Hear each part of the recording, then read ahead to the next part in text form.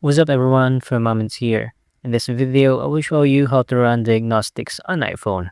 If you are new to this channel, please subscribe or click the follow button to be updated with our latest upload. So what is iPhone diagnostics? iPhone diagnostics are built-in tools and hidden features that help check your device hardware and performance like battery health, sensors, and system lags. Unlike on Android, which you can access diagnostic tools inside settings, on iPhone, it is hidden and I will show you exactly how to access it.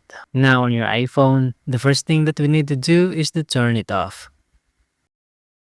And just like that, when it's completely turned off, what you need to do next is press and hold the volume up and volume down button simultaneously, just like this, and then plug in your charger.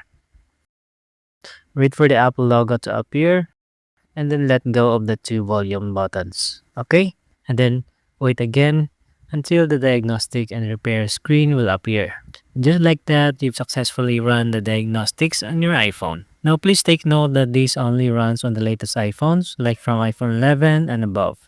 So that's it for this tutorial. For more how-to tutorials, please subscribe or click our other videos to keep on watching.